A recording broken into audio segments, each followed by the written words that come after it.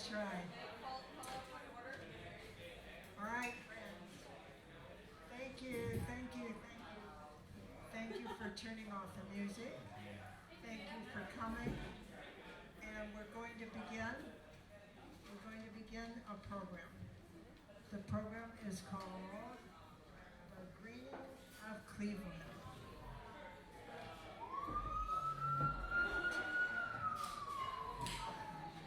Unfortunately, we can't ignore that noise. All right. In 2015,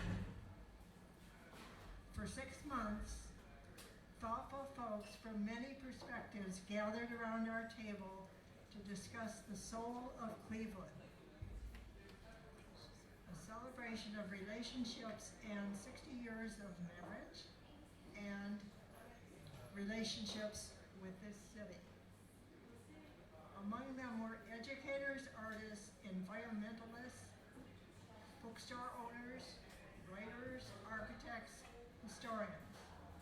The results were a survey for the community to participate. That survey is here today for anyone who has not been part of it to have one. And Sarah Schiller, who's standing up, has them. I think you'll see what fun we had. Results were not only the survey, but we have a bibliography with a CD and links to events at the Happy Dog last year, moderated by Dan Moulthrop of the City Club.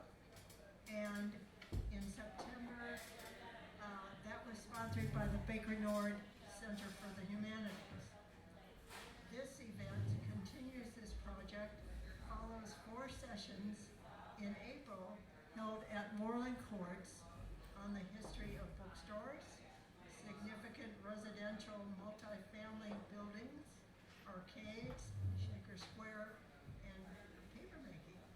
That was sponsored by the Alvin and Laurel Siegel Lifelong Learning Program. So here we are. It became clear, though, that my role had to be that of connecting the dots as we discuss things that had made us change our perspectives in life. Subjects that were community importance but virtually unknown or unrecognized, publications including CDs and DVDs that had influenced us profoundly. We passed out the survey everywhere we went, and we're still doing it. The Hard Way, David Giffels' book, The Hard Way on Purpose, is about growing up in Akron, and it influenced us. It is a superb book on growing up in a city that was moral. If you haven't already, you can pick it up, do your survey, and participate. A book is coming down the pike. So tonight, in his wonderful book, Seasonings, David Young, who's right here next to me, finds the connections in Ohio between place and being. For those of us who have lived and worked in northeastern Ohio, even the better part of the 20th century, and to this moment in time, or even less, he resonates special characteristics that have kept us all lively and close to our roots, whether we live in the city or in the country. Close to the soil, close to industry, close to the things that matter about this place. Quoting from the book, Northern Ohio, where I live, feels like nowhere in particular. It's part of the Great Lakes bioregion, and nobody knows whether it's the Middle West or the East or something in between. This part of the world is sometimes called America's North Coast because of Lake Erie. Glaciers have leveled the terrain until considerably south of here. My part of the world lacks the features of landscape, mountains, sea cliffs, waterfalls,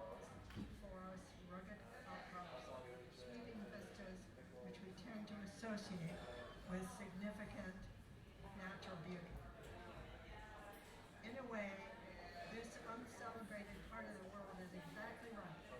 I want to show that time and place can reward you in the quotidian, the everyday, but you need not go anywhere other than the unremarkable place where you happen to find daily, monthly beauty in your relationship with time and the environment. David Young will be reading from that book today as our participants talk between their discussion of their passions for what they do. So, the participants come from different perspectives, but similar values, and they will discuss their green passions, how they have sustained them and us. Henry Dahl with the flowers. Master gardeners group of the city greenhouse gardens at his Van Aken Boulevard residence and delivers zucchinis by bike. His dahlias adorn the tables at fire, and that's the Sugar Square restaurant. Delia Anderson, next, has awed us all with the growth of the North Union farmers markets all over the region, including downtown Public Square. Thousands of Clevelanders make it as their weekly ritual to shop there and eat healthy. Noelle Ceres puts it all in context with recipes to boot in her delicious publication called Edible Cleveland, which she has here for us. They will go in that order. David will read poems between panel presentations. There'll be a chance for questions afterwards, passing out, I think Henry is passing out photographs, the book, and the magazine. I wouldn't be doing this, though, if it weren't for the not to be forgotten Cleveland that we know. We are well trained with an organic farmer's daughter in Oregon who started right here with an internship at the Shaker Lakes Nature Center in high school, and who brought the values reflected to the family dinner table and her lifelong discussions. So thank you very much for being with us, and thank you for coming. Henry, you're on.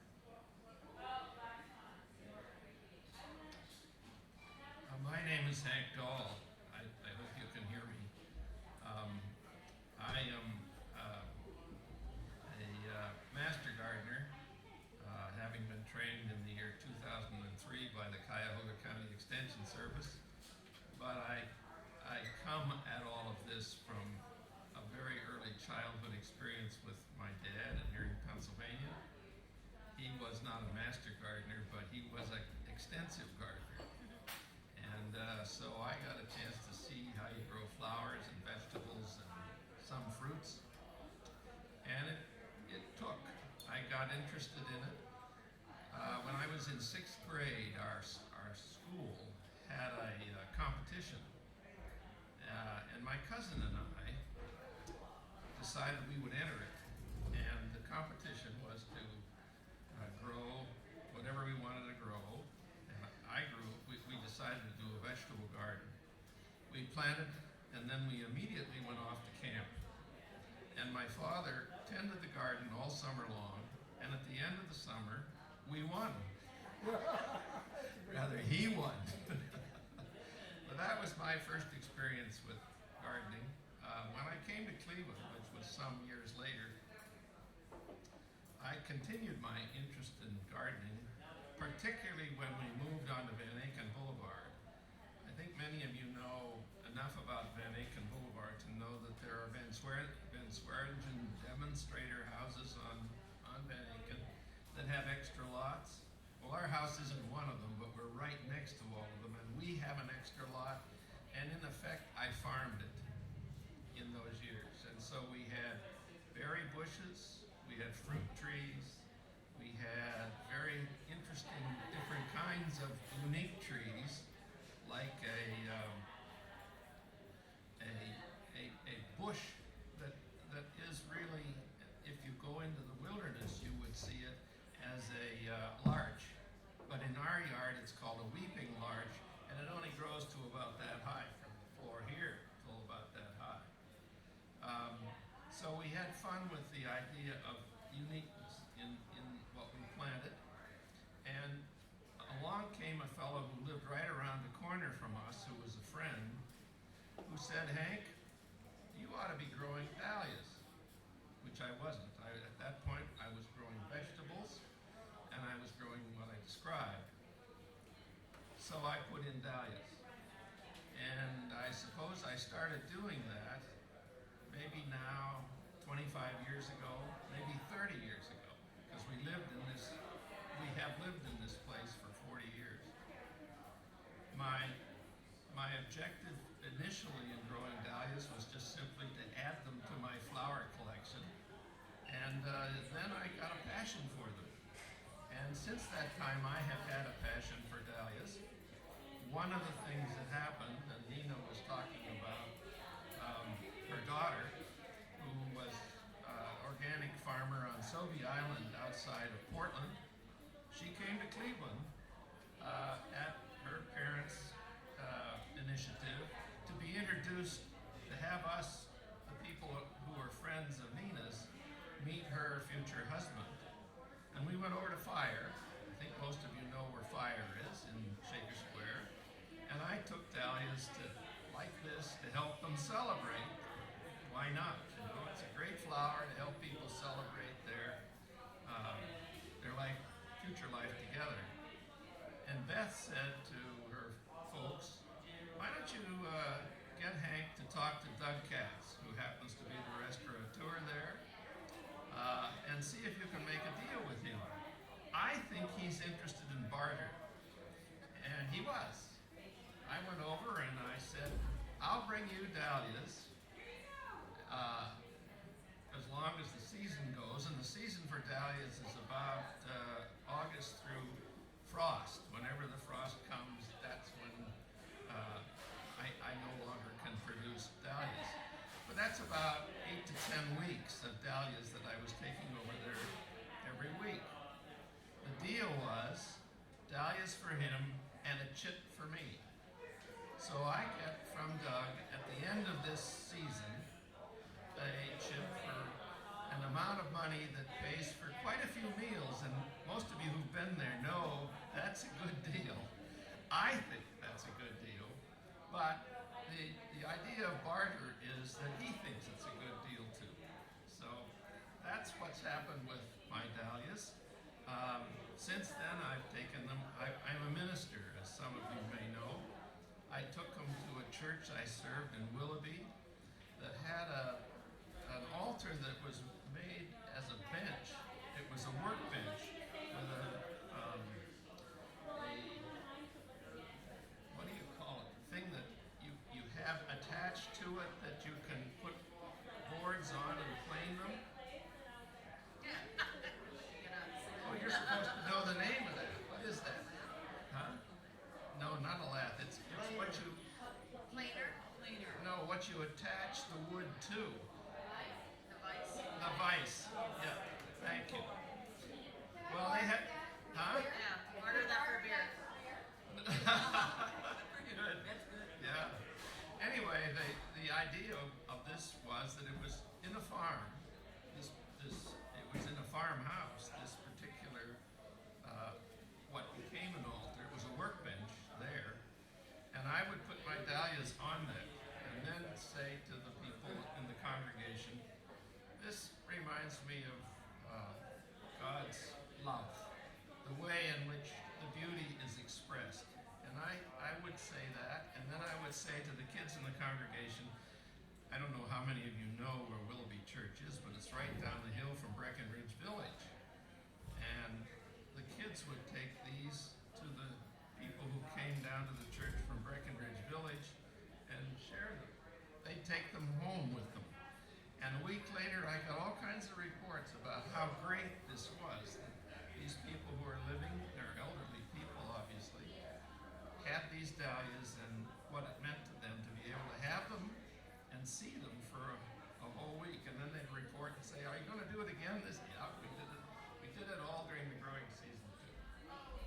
Another way in which I have used the dahlias, and as I said, it's become really a passion for me. I've given talks all over the area about what it is to grow them, and I'm not going to do that here. But that's part of the passion, and as a master gardener, my requirement is that I have to, in order to sustain my membership as a master gardener, I have to put in 20 hours of volunteer time, plus I have to have CE credits, meaning just like I have to learn more about gardening in order to get my credits to go on to the next year as a continuing master gardener. And I always say to people, I have this fancy badge on that says master gardener, and whether they say, "What does that mean?" And I say, basically, I'm just a better volunteer.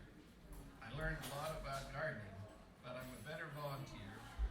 And I would say this, it's important to have something like that in the community, something like a master gardener program, because there are a lot of people who have backyard issues.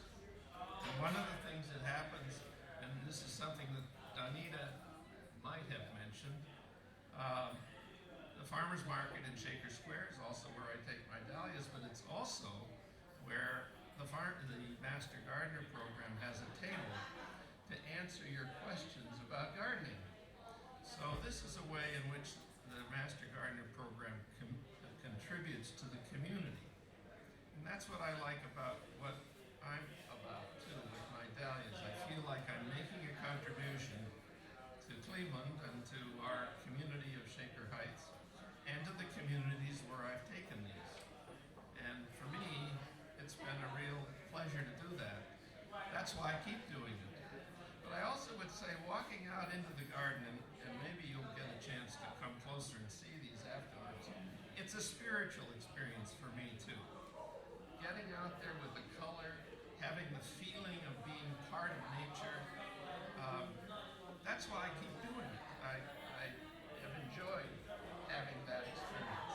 So that gives you some sense of who I am as a gardener and how I am both a master gardener and a master farmer, because on Van Aken Boulevard, with only one lot, I've always said, I said to my wife while she was alive, we ought to, if worse comes to worse, open a roadside stand on Van Aken. Remember roadside stands? Well, we could. We had the extra lot, we farmed it, and we had all of the things I described.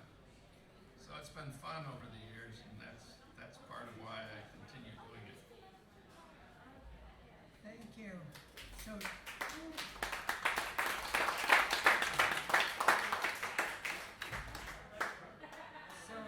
next, David Young will read from Seasonings, his book.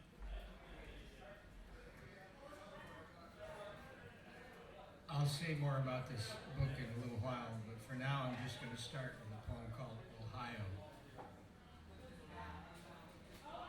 Looking across a field at a stand of trees, more than a windbreak, less than a forest, is pretty much all the view we have. In summer, it's lush. In winter, it gets down to 2 or 3 tones. For variety, there might be an unpainted barn, water patches, a transmission tower. Yet there's a lot to see.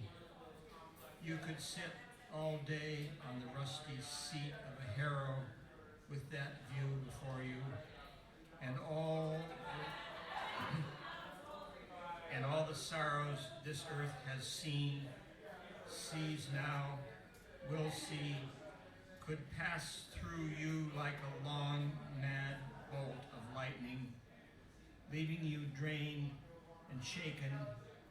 Still, at dusk, the field would be the same and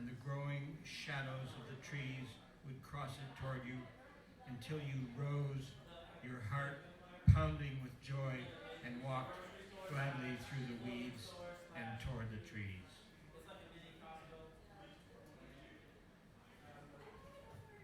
Thank you.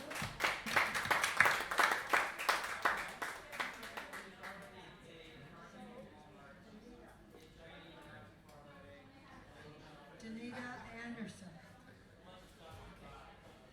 Well, good evening, everyone. I'm Donita Anderson of the North Union Farmers Market. I did not know I'd be coming after a minister and a poet who frequently speak. So, but I'm glad to have you all here this evening. And I'll talk a little bit about my story and what it means to be a green spirit of Cleveland. And thank you, Nina, for having us here this evening. This is fun. I can't wait to have my hot dog. My story begins in Detroit, and on Saturday mornings as a child, while other kids were watching cartoons, we piled into the family station wagon with my parents and my Burmese grandmother. A scene right of a big fat Greek wedding. We'd head for Eastern Market, the huge public market in Detroit. My grandmother was picky about her vegetables, so we had to search out her favorite farms. We'd buy fresh produce and stop in Greektown for souvlaki on the way home. Those days to me as a child were pure joy. I look forward to, I don't know if you look forward to being around your grandmother, but my grandmother was wild, and so it was a lot of fun. But I became a believer going to the market with her in fresh produce and also the taste and the experience of a market and preparing fresh local foods when we got home. So that's a little bit why I was part of this growth of a farmer's market in Cleveland. But 20 years after what happened in Detroit, I was in Traverse City, and we were just about to start a family. And I was a VP at an energy company and also worked in the science field and was a chef Saturday nights at the Grand Traverse Hilton. So I've always had a lot of options in my life. So, but the only option for good food in the city of Traverse City, Michigan, was the food co-op. And I had joined their board, and I said, hey, you guys, where is the good local food around here? Couldn't somebody start a farmer's market? And I kept saying it, and finally they said, well, why don't you? So that market opened 34 years ago and is now the largest in Michigan. We left a couple years after that, but it has 115 farmers it's supporting and is a great source for fresh local foods. So if you're about to get pregnant, you can move to Grand Traverse now. So, but there was a big connection for me about local foods and nutrition. My background is I'm a biochemist, and I was always in analytics and quality control for a pharmaceutical company in Detroit before we moved to Traverse City. So I had this business science bent. So when I finally, had become a believer in farmers markets and realized that was a good way to access fresh local foods, we moved to Cleveland. It was 1984, one child and about to have more, and the local foods movement wasn't on the urban radar yet. So we were, again, creating little bands of friends through the PTO in Shaker Heights. And this great group of volunteers stood by me when I said we needed a farmer's market. And the people who owned Shaker Square came forward and said, this is a great site. So that was 21 years ago. But before that, I realized that if we were going to start a market, that it wasn't going to be sort of that feel-good, kind of hippie, organic Portlandia. Isn't this a cool thing to do? That's just not me. I'm a biochemist and I'm a business person. So I knew that it needed to be formalized that in order to be lasting and to create something that would be great for Cleveland. So I reached out to Barry Benepe, the urban planner in New York City, who created the Green Market. I don't know if you've ever been to Union Square. That's Barry's Market. He was the one who started that. So I thought, let's talk to somebody who started a better one than I've seen. So we talked to Barry, and he gave me some great advice. It was that it should be certified producer only, that we needed to get out to the farm, look at the seed, look at the lease agreements, make sure they own land, and so that these farms were selling direct. That way the money would go back and help the farmers survive, because survival of small farms was going downhill, over 21 years ago. So this band of volunteers who I convinced to follow me, we created a name, North Union Farmers Market, after the Shakers. And no, it's not a union, but it is. Does practice a lot of what the Shakers did, and that was being conscious of the soil and soil management. And as a nonprofit 501c3, we do a lot of small business training. And we've had over 100 farms each year. It varies. There's a lot of attrition, retirement. They move on. But the biggest change that we've seen at North Union Farmers Market is the fact that the young people are coming on. They're taking over their family farms. They've seen what their parents have done, and they like direct sales because that means money in their pocket. So I know some of you in the audience have been to farmers markets, so I would hope you would keep supporting them and help that economy survive in Cleveland. So in regards to Nina's great idea about the green spirit in Cleveland, that it isn't easy to start anything in Cleveland. It was very difficult, and it took 5 years before we even had sales that were sustainable for our farms. But today we have 12 markets, and throughout Cleveland, from Public Square to Playhouse Square and beyond. So, so you can now access really healthy food in case you're getting pregnant, or looking for old age and health. Right now, probiotics and prebiotics are on the scene, and keep aware of those two words if you aren't aware of them. But they are part of what good local food is, that there is a flora, a macrobiotic system that our food is coming from, and that it's local. It's what we here in Ohio live and breathe. Flowers and trees also feel the different diseases that flow through them, and they build resistance.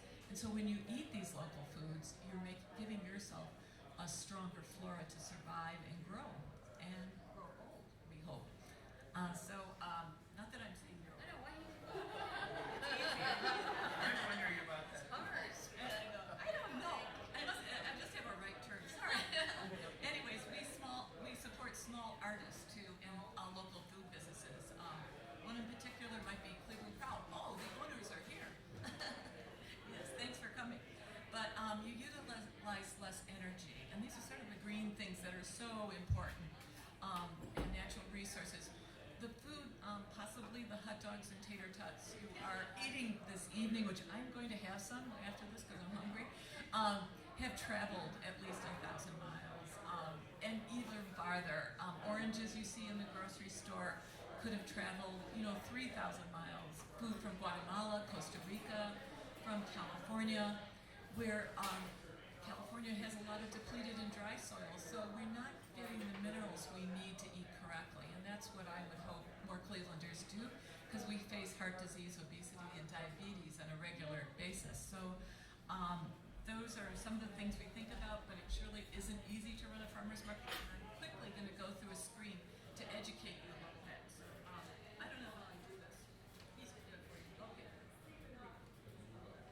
Yeah.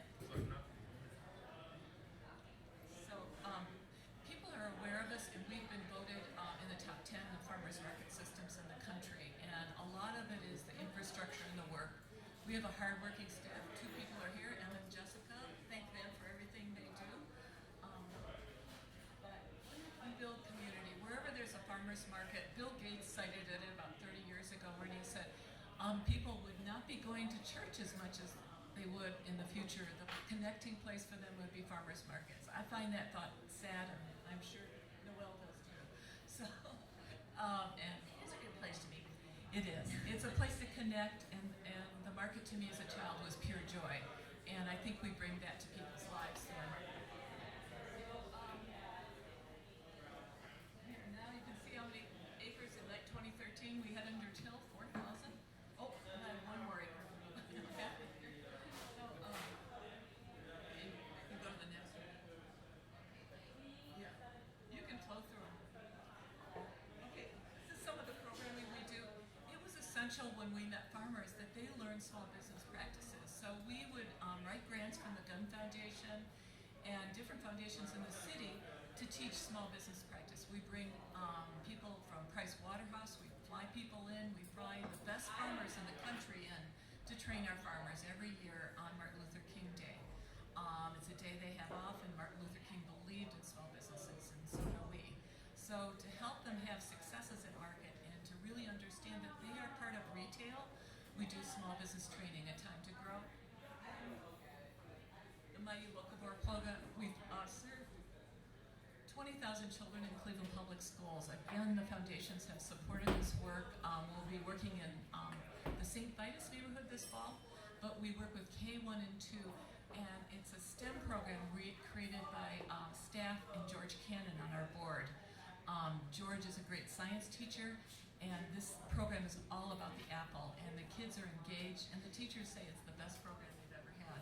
So we're very busy in the winter when there aren't that many markets up. And then the frittata project. Well, it's specifically, we were concerned about moms who are pregnant, like I was years ago, or with small children who were low income, who had to have a go-to instead of McDonald's that would be less in cost, high protein, and nutritious. And the frittata was the perfect idea. So we teach moms with young children. We give them a pan to take home and a spatula, but we teach them about the importance of high protein. Spinach, cheese, and milk are in this. So there's a lot of nutrients in the meal, but it's quick and it's a go-to. Yeah, and it's not expensive. So less expensive than McDonald's. So we've been doing that throughout the city of Cleveland for several years now. And we teach healthy eating on a budget. My favorite course to teach is how to create a pantry. Because if you have all the things at your fingertips, you can quickly cook and don't need to leave the home and spend more money and eat food that might not be as healthy as what you have in your own cupboards. So, and then we have our Cleveland Garlic Festival. The Cleveland Garlic Festival came out, we had to fundraise to support all our programming and things we do. We don't charge the farms very much. We keep that low to keep them pulling that money back into their farm and coming to market. So in order to do that, we have to fundraise. So the Cleveland Garlic Festival, we took something healthy, garlic, which is a prebiotic, and we got 17 garlic farmers together and brought a lot of chefs to compete using their garlic, local beef, local pork, and local chicken. But we also have a mighty locavore section where children's interact, and now we have a children's cook-off. We're really focusing on local foods at this event. And beer. Yes. Oh, I forgot about the beer tent. We do have to fundraise. It's always. And so the indoor winter market, our farmers needed money in the winter because they have to buy seed, they have to get ready and prepare, but they have no income in the winter. So we started 2 indoor winter markets on the east and the west side. This one's at Shaker Square. We have 35 stands, and the farms are very pleased. They take home money and can make mortgage payments and survive. And I'd spoken about this. These are 3 families where the kids are continuing taking over the farm, often going to OSU Agriculture School, learning the tricks of the trade from their parents, and are at the markets now and running farm stands and the business. So that's win-win. Thank you for going to market because that supports it. And then that's about it. All right. But thank you very much, and I will see you all at the market. I'll remember all.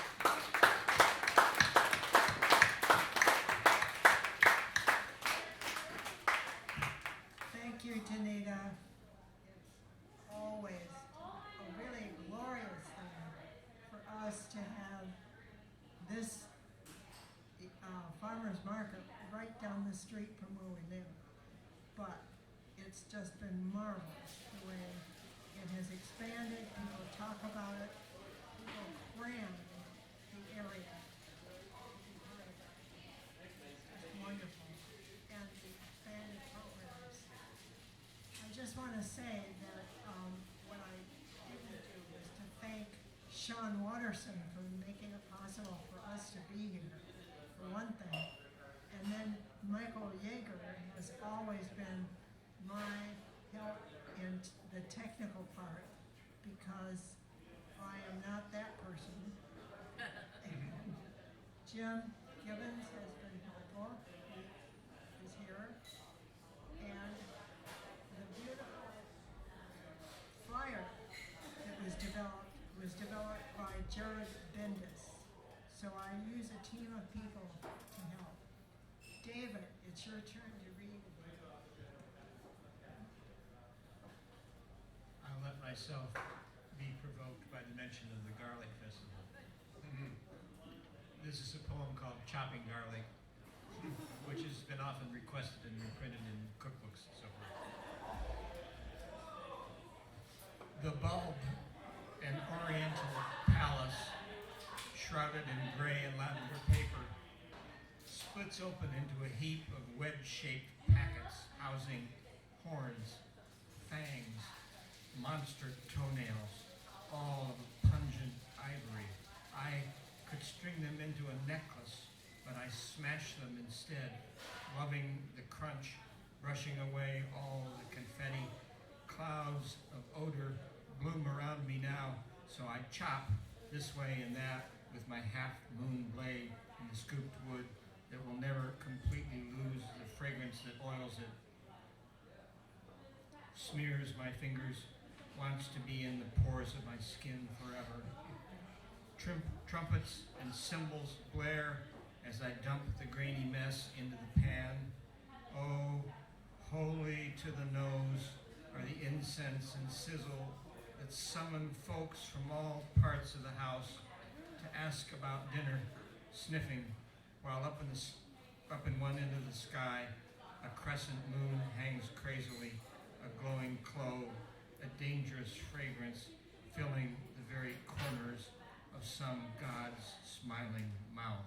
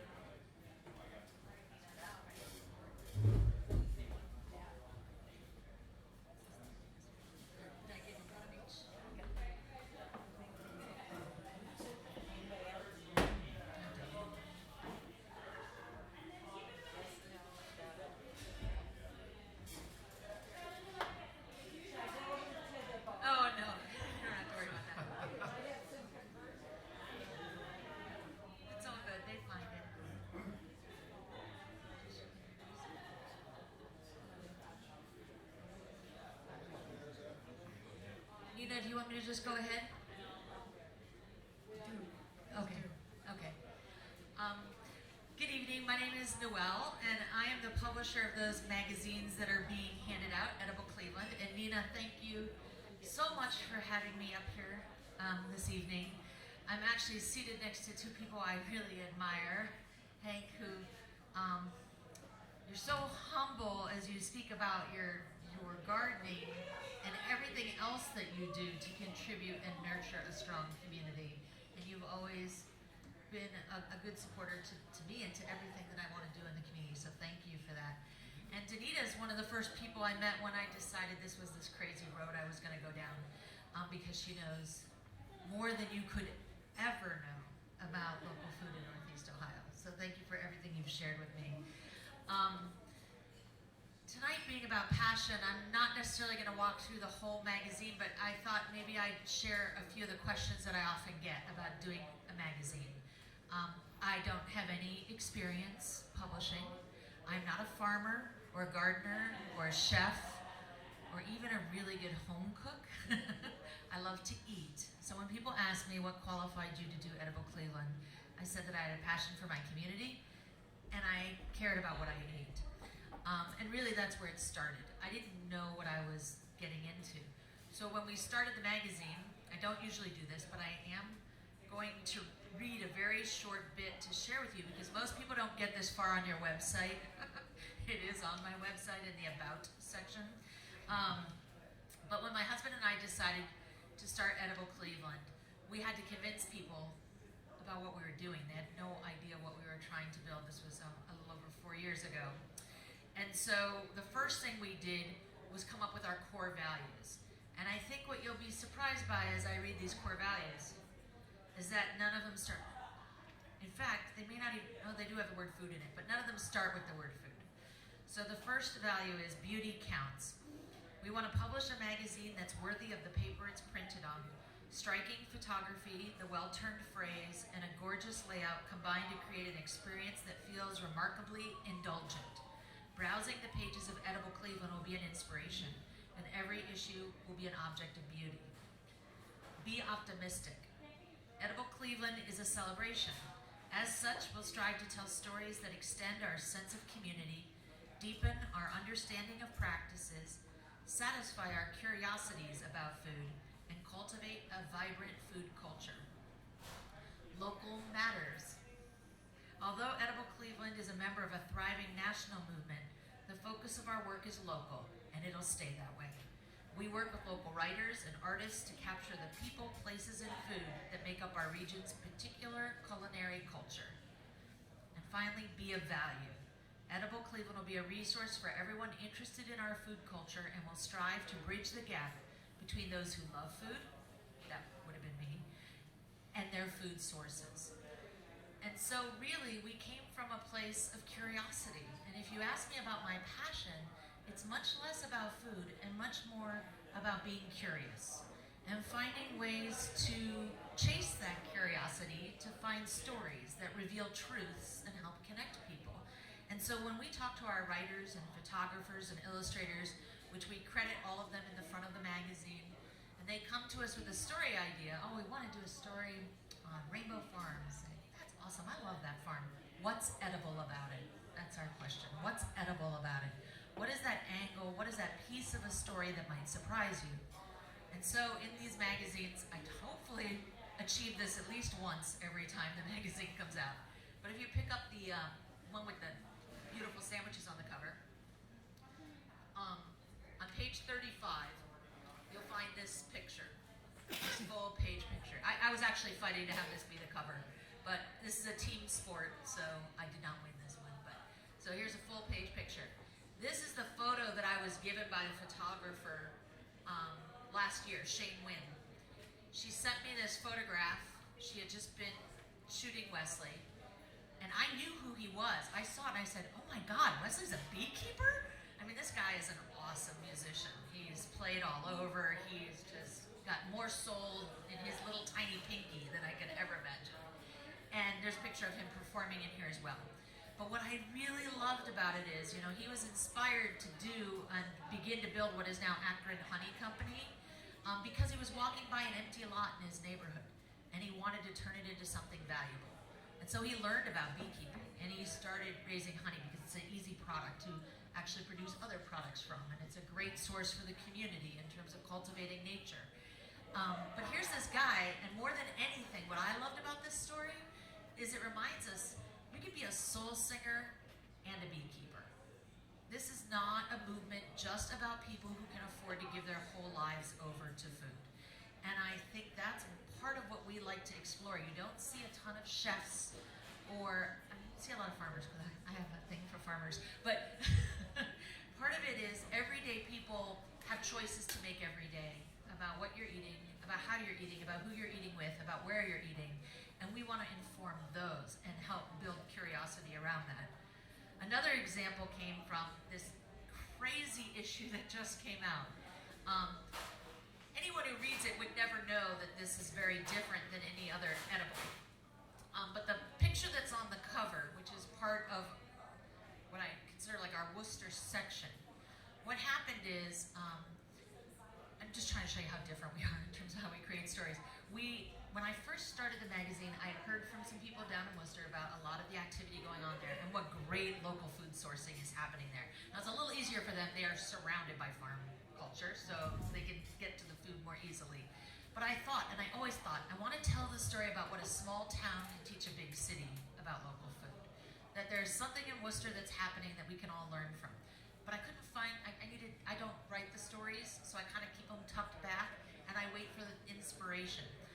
And so what we decided to do was at the end of last summer, we invited a bunch of our writers and photographers to join us in Worcester for a day. And we asked some of the locals to bring us guides. And so we had 5 guides, each went out with a writer and a photographer, and we didn't assign them stories. We said, go see what you can discover in Worcester. And so it was a day of discovery where we came back afterwards and all had dinner together at a restaurant and talked about the things we learned and spent the year developing the stories based on that field trip. And so it was a chance to practice what we want to encourage, which is discovery and curiosity. And it was incredibly hard to finish the stories that were started because of the seasonality of things, but it was so much fun to work as a community with our contributors to put together something that we didn't know what it would turn into. And in fact, it inspired them to do even more. The story that's about Painesville that's in this same issue, the Mexican staycation, came as a result because one of the writers was like, oh, I can put together a great story on how to spend the day in Painesville and the things you'll discover. I've already had 3 people, this magazine's only been out less than 2 weeks, right? You guys I've already had 3 people contact me that they've actually gone to Painesville and followed that trip and gone to the places that he wrote about. So part of what we're trying to do is encourage people to discover for themselves versus just be the expert on something. And I'm very passionate about that, about curiosity and community. And anytime I can use the food stories to help develop that, that's what Edible became. It's also about relationships. I want to be really sure to say that if you turn to the back of the cover, which some months or some seasons looks as beautiful, if not more beautiful sometimes than our front cover, Gibans has been amazing to us. When we first got started, I had 3.5 weeks, so anyone that ever try to sell anything in here? How many people, salespeople, okay. So I had 3.5 weeks to sell all the advertising I had in my first issue. Because we signed a contract in November. Nobody likes to do business in December. They're all kind of recovering in January. I had mid-January to the first week of February to sell all my advertising. And I kept trying to get a meeting with Heinen's. And when I met with Jeff Heinen, he said, this looks like a really beautiful idea, but farmers market people really don't like us. That's what he said.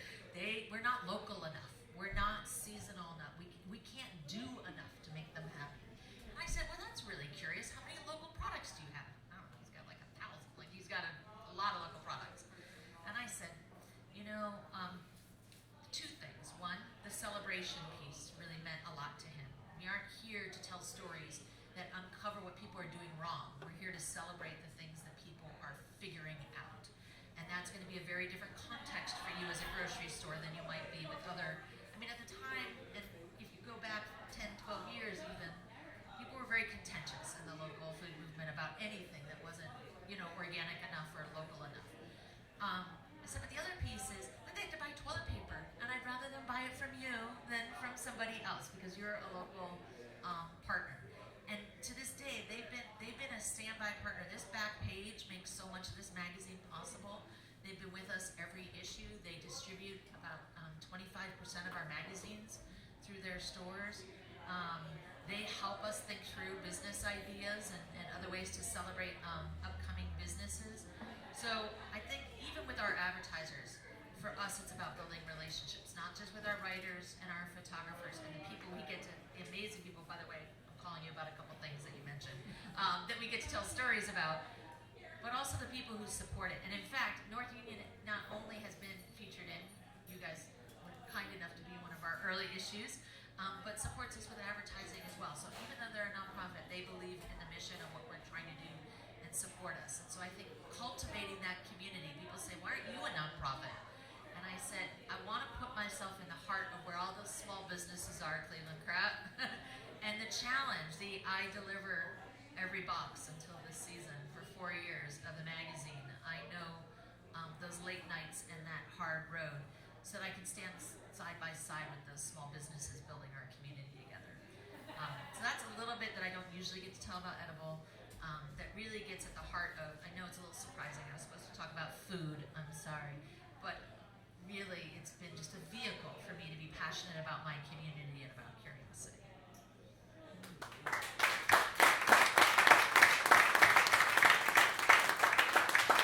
I do love Heinens.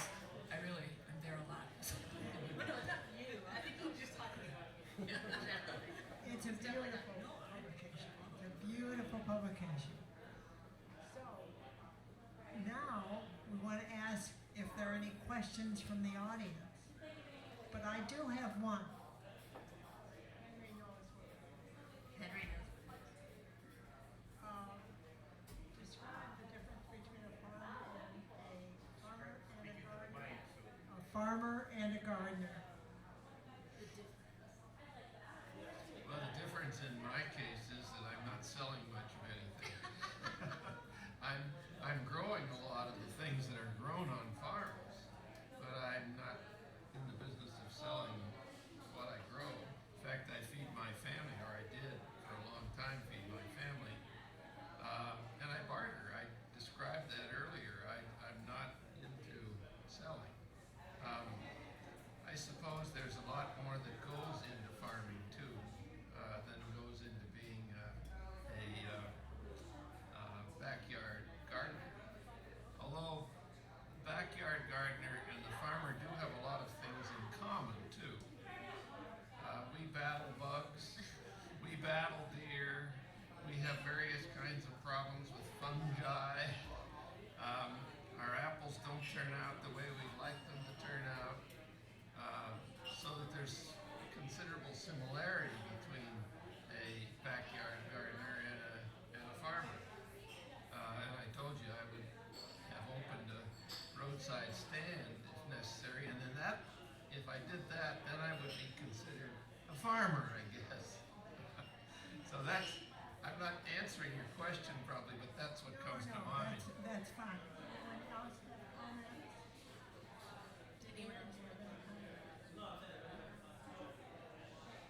I think a lot of people a lot of our farmers had started out as gardeners and thought maybe they had some stress and had to support themselves, but and then we have 3, 4, 5th generation farmers coming to the market. So we have a wide variety of farmers. It's interesting you asked that question because I think traditionally they're right on track, but the idea of urban farming and young farmers in urban settings that they want the title farmer versus gardener, to me is interesting, and I do think it reflects doing something a little different than just gardening. Maybe it's the politics of it. Maybe it's the taking something into their own hands versus the beauty and aesthetic that they think a gardener is driven by. But I don't know. I've just seen that a lot more people call themselves farmers than gardeners these days. It could be also that they just have chickens, so they consider that the line. Are there some questions? If you speak up, yeah. Really speak up? All right. I teach at the school. And apple project, so now I'm going to try to find an apple project in schools. In the spring, I was trying to bring healthier snacks into the schools.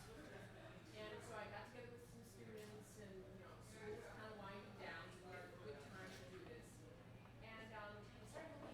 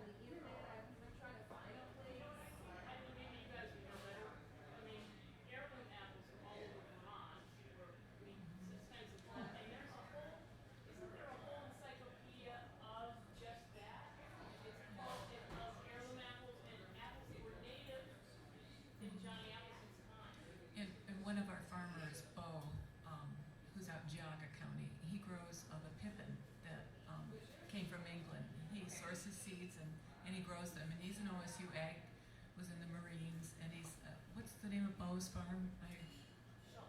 Schultz, old Schultz Fruit Farm.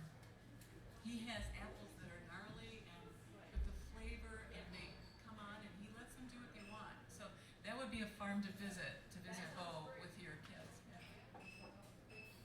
Well, thanks for what you're doing. That's important. You know what? I'm writing a book about little Johnny Appleseed. I'm Yeah. trying to make it urban. I'm trying to, include the whole bit. Just because whatever we studied together, they were into it. They really, really liked it, and they were fascinated by his efforts and quite frankly how well he got. I mean, he beyond being a nurseryman, he was a herbalist. And just the idea he got along with so many people at a time when, I mean, over the course of his life, America really almost never not in war. There was always some kind of war, and it wasn't like it was over in Afghanistan. It was a county over. So he's an interesting man. Can I just also recommend Tracy Chevalier's new novel, which is called Yes. At the Edge of the Orchard, and that's about Johnny Appleseed and the struggle to grow apples in Ohio. There you go. It's really good. It's depressing. The first part is very depressing, but it gets better. Yeah, it's very similar to John Muir's story, though, too. Okay. I mean, Muir's story is amazing. Trekked across the United States, lived off the land. It was fascinating. We have another question. Yeah. David has another poem to read. Okay. This book is called Seasoning. The subtitle is A Poet's Year. The subtitle is With Seasonal Recipes.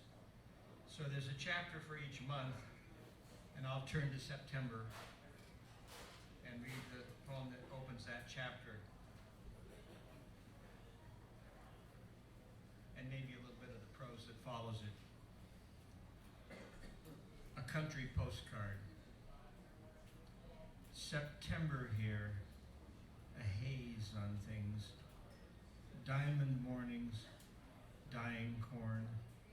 We have green fields here, white flecked. We have blue fields here, chicory. Yellow fields, 4 kinds of goldenrod. And a man in a white shirt and a red face, a man made out of words, stands by the B&O tracks, listening for the express that disappeared west before the tracks began to rust.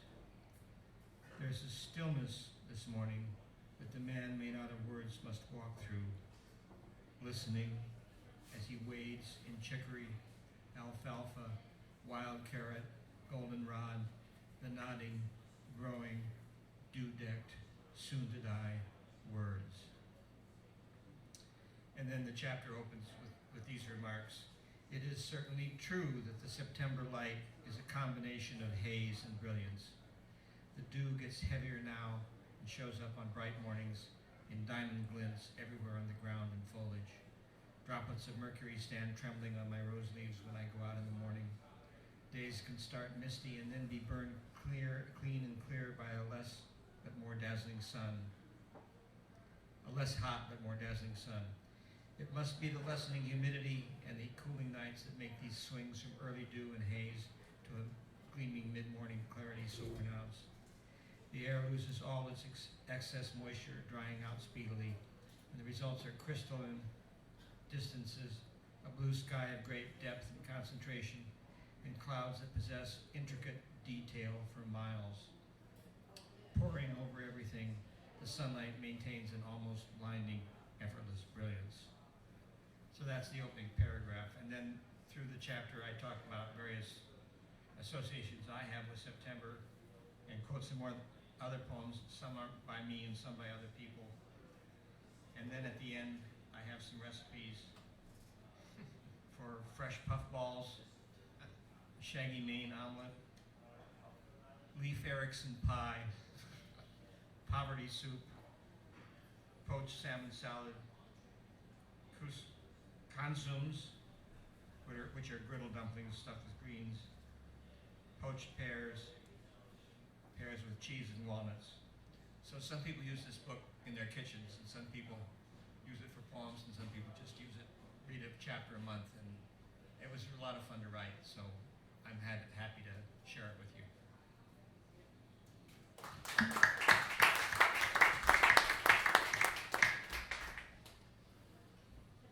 Yes. I have a great concern about the children in Cleveland and what they're eating. I volunteer in the school tutoring. And actually, it looks like this. They go down, they pick up their salad, they pick up their apple because they have to. And then they have a throwaway or exchange. And they put the salad, they put the apple, they keep the tater tot, the cookie, and the hot whatever it is. So I would love to be more optimistic. This is the first time I'm hearing about your programs, Anita, and was just wondering what your takes are about the health of our children in the future. Well, I know you have a lot to say. I'm gonna just say a quick word before you get into. I have a 5-year-old and an 18-year-old, and actually doing edibles, one of the amazing things about doing that. He and I fight all the time because he wants to go to Old McDonald's, as he refers to it. I don't even know how he knows what it is. I've never taken him, but of course, culturally, it just happens. Oh, they have toys, Mom. I said, they also don't have food, and you're hungry. And he's like, but it is food. So I think part of it is teaching our kids about non-food that is often considered food. I think that's one of the big tragedies is the number of calories that people eat that are not even not healthy, but just aren't even really food. So whether that's candy or chips or other things. And I eat everything, so I'm not being judgmental in that. I just think it's about a balance and knowing your way. I also think exposing children to flavors takes time. And so part of the trouble with just serving it at lunch without regular exposure and ideas like what your program does, so kids build kind of a story behind or a curiosity about, is that they don't build the palate for it. And in fact, Dan Barber, when he was here, talked about how we have changed our palates over time with the foods that we have eaten. And some of those flavors that we used to know and used to love that don't exist anymore because they've been kind of processed out of our food are harder and harder to bring back. And it can take a lot of exposures. The other thing I read is that, and this is why as a parent I keep introducing food to children, is that it can take over a dozen tastes before someone can acclimate to a particular flavor. So you can imagine a parent has a kid try peas once, has them try it twice, by the third time they say, my kid doesn't like peas. And they'll never taste a pea again unless they decide somewhere along the line maybe that wasn't true. So I think it's that curiosity piece, that added exposure, which is incredibly hard. You don't want to waste food, so it's very hard to do in places like farmers markets where you can play and try things in small quantities instead of the huge quantities that you buy. You better like everything and want to eat it a lot. I think are very important. I also think getting kids to try things in ways you wouldn't expect. I fought for a while, and then I decided, why am I fighting this? My son loves frozen peas. Like, I keep trying to warm them up. He said, no, I like them cold. And I told Mike Mitchell, because he does the sweet corn ice cream. I don't know if you've had it, but it's delicious. I'm like, you need to throw some frozen peas in there because peas are actually very sweet and delicious. And so that little pop of flavor in the corn ice cream, and no one would ever expect to eat, corn and peas ice cream, but my child loves those flavors cold. So I think sometimes also just being willing to experiment a little with them about how they eat things. But a lot of kids, to Danita's work, it's incredibly hard if there's not cooking going on at home, and if you're using convenience foods and school lunches for your main dishes, because you're not going to get exposed to those flavors. There's a whole other group of community farmers within the city, and Val Cook was to be on our. Vel Scott, yeah. And could you Sure. describe a little bit of what they're doing? Sure. Well, Vel's, I don't know if anyone here is familiar with Vel, but you are, I know. Part of what she's been motivated by in this part of her life is teaching healthy cooking that doesn't lose flavor, particularly around soul food, because she found that a lot of people would tell her or tell others that soul food is unhealthy because the way it's prepared. And so you're basically telling someone their cultural connection to food is unhealthy, which no one wanted to buy, so they wouldn't listen, and they didn't trust sources. So she has really worked hard to try to find healthy ways to prepare soul food that doesn't lose some of that flavor and intensity of experience, and is teaching people in the neighborhood simple recipes that they can take home with them. They're even cooking together and taking food home and things like that.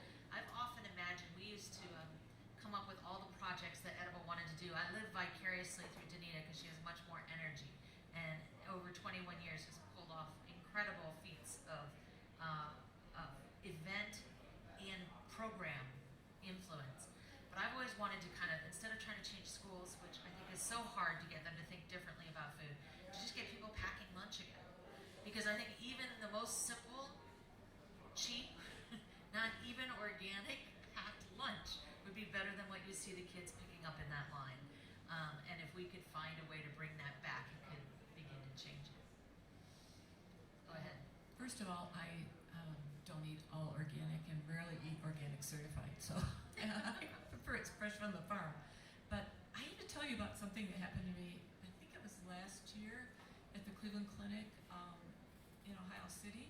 I was sitting at a lunch table. I'd been invited, we weren't sure why, and and I was sitting there, and this woman who looked like Sofia Vergara was across from me in a satin dress, blue satin, beautiful hair, nails, drop dead gorgeous, gorgeous jewelry, and beautiful woman, and a beautiful tan. And I thought, God, she must be a donor or something. And so, and I was to speak, and then, but they said, well, Dr. Perez will be speaking to us, and she stood up, and she was a pediatrician, and she is the most amazing gift to Cleveland. Her husband's a doctor too. And they work for the clinic, and she is in Ohio City and neighboring communities, and working with mostly Hispanic folks. And she is from Colombia, and she said the most amazing thing. She said, I can't get them to eat what they want now. The thing that I tell every resident, not one of his patients, a mother who's pregnant, is to leave without agreeing that she's going to breastfeed. So I think, first of all, let's breastfeed. It changes, the moms can eat apples while they're breastfeeding. But I know the dilemma because, my youngest child would not eat anything but mac and cheese and hot dogs. Nothing. Till he was, in his teens. But, I'm surprised and shocked that he does eat a lot now. So it takes years. But I would put everything I could in that mac and cheese, raw garlic. I'd hide stuff that he never knew. Well, one time, he loves hamburgers too. I had gone to a farm and got some venison that was canned from an Amish farmer, a girlfriend, and I disguised it and said it was a hamburger so that he ate that. But there's tricks. But the thing about the mighty locavores is that it develops analytical thinking. And what we do with the apple is we have a farmer there in overalls with a branch from his tree, and often it's in bloom. So the kids don't have that connection of what that apple is and picking it. And he picks it up and it's cut in half, and this is the stem part that it's in half, so they understand this is a whole, this is a half. But then he points to the seeds and he says, the apple, or maybe my staff does, I don't know which one, over there, Emma, says, the apple is a star, and the seeds form a star. So they didn't know all this, and so there's analytical thinking, and then they do a taste test. The Ohio apple compared to apples from I don't know, where are they coming from? Washington, yes, waxed apples from Washington. But they don't know which it is, and it's, there's sort of a blind test, and they go flavor, taste, color, and then they go, and 95% of the time they will pick the Ohio apple. Maybe 98, maybe 100%. But they can taste that difference. So it makes them think in a different way about an apple, and when they start doing that, they kind of look at it, We don't talk about nutrition too much, but we do talk about what it is, how it grows, what the farmer brings to market. And when they take home, they make sure they get to take an apple home and a recipe in a microwave for them. They make sure they have their apple to take home. K1 and 2, not one child wants to leave without their apple. So it is education. It's slow, but I think breastfeeding, to my Sofia Vergara pediatrician. And that reminds me one more thing, that getting kids involved in preparing food changes how they think about the food. No matter how simply you need to start. I think in my son's school where they cut food, they actually make lunch once a week for the old ladies who come and play cards there. And so they're putting together those ingredients. And once you've handled an ingredient or cut it up or looked at the peel or tasted, he likes to, yesterday he had us have a smelling contest of what smelled worse in our spice closet. So he just wanted to pull out different spices so you get the worst smelling spice.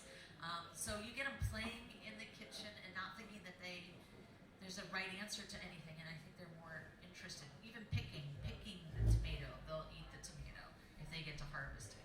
Though I talk mostly about dahlias, I do know something about vegetables and other things that you're talking about, that the kids really would benefit from knowing about.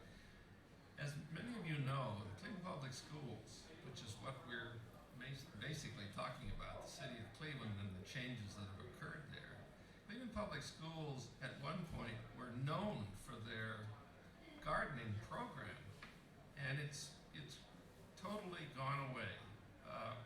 And the only thing I guess I would say is what has become a substitute, but not a great substitute, is the community gardening program that has started up all over the city. There are vacant lands that are being used now to grow vegetables that the kids can be familiar with if they're invited into the garden to help with the gardening process.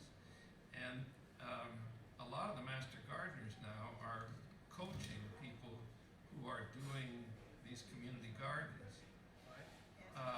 And there's also, through the Hunger Network, the Food Bank, other places, a lot of counseling now given to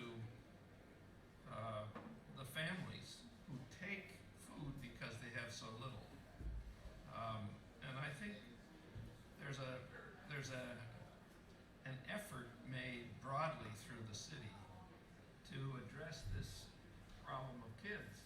It's just not broad enough yet. To your point about the food bank too, one of the things they found is a lot of homes don't have the utensils that they need to be cooking at home anymore. They have a microwave and that's about it, or they might not have the dishes. There's a story that we ran this issue on page 10 with Abby Turner, who's now collecting pots and pans and putting together things to just redistribute to homes.